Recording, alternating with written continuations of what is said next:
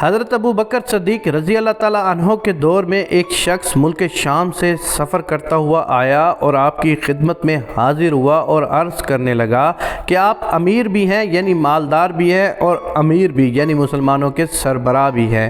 عرض کرنے لگا حضور میرے اوپر قرضہ چڑھ گیا ہے، میری مدد کریں۔ تو آپ اس کو اپنے گھر لے گئے۔ شخص کہتا ہے کہ باہر سے دروازہ بہت خوبصورت تھا لیکن گھر پر ایک چارپائی بھی نہ تھی، کھجور کی چھال کی چٹائیاں بچھی ہوئی تھیں اور وہ بھی پھٹی ہوئی۔ فرماتے ہیں سیدنا صدیق اکبر رضی اللہ تعالیٰ عنہ نے مجھے چٹائی پر بٹھایا اور مجھے کہنے لگا یار ایک عجیب بات نہ بتاؤں؟ میں نے کہا بتائیے۔ تو عرض کرنے لگے 3 دن سے میں نے ایک اناج کا دانہ بھی نہیں کھایا، کھجور پر گزارا کر لیتا ہوں، آج کل میرے حالات کچھ ٹھیک نہیں ہیں۔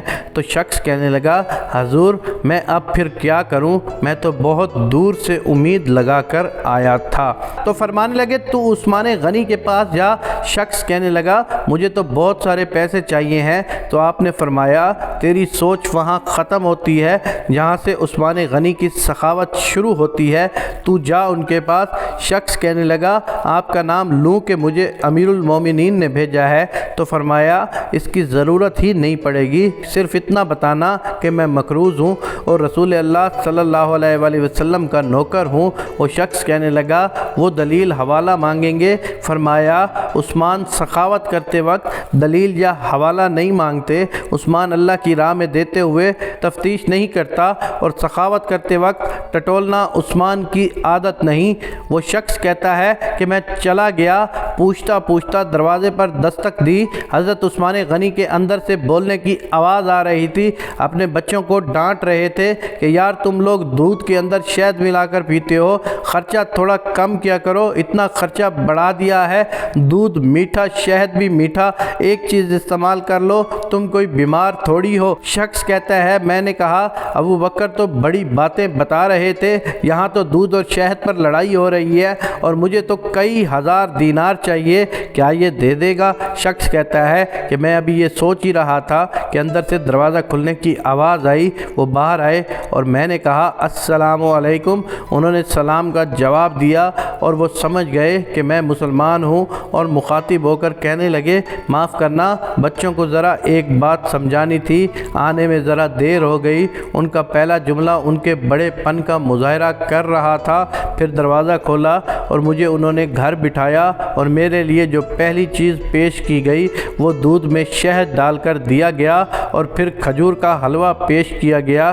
شخص کہتا ہے کہ میرے دل میں خیال آیا عجیب شخص ہے، گھر والوں کے ساتھ جھگڑا کر رہے تھے، ایک چیز استعمال کیا کرو، میرے لیے 3 چیزیں آ گئی ہیں، لیکن ابھی میرا تصور جمع نہیں تھا۔ میں نے دل میں خیال کیا اتنا تگڑا نہیں جتنا ابو بکر صدیق رضی اللہ تعالیٰ عنہ نے بتایا ہے۔ وہ شخص کہتا ہے کہ کھلانے پلانے کے بعد پوچھنے لگے کیسے آئے ہو؟ میں نے کہا میں مسلمان ہوں اور ملک شام کے گاؤں کا رہنے والا ہوں اور کچھ کاروباری مشکلات آئی تو مقروض ہو گیا اور میرے اوپر قرضہ ہے اور مجھے کچھ پیسوں کی حاجت ہے۔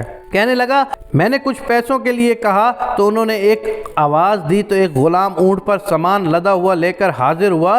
شخص کہتا ہے مجھے 3000 اشرفیاں چاہیے تھیں، ابھی میں نے بتایا نہیں تھا کہ حضرت عثمان غنی رضی اللہ تعالیٰ عنہ کہنے لگے کہ اس اونٹ پر تیرے لیے تیرے گھر والوں کے لیے میں نے کپڑے اور کھانے پینے کا سامان اور 6000 اشرفیاں رکھوا دی ہیں اور تو پیدل آیا تھا، اب اونٹ لے کر جانا۔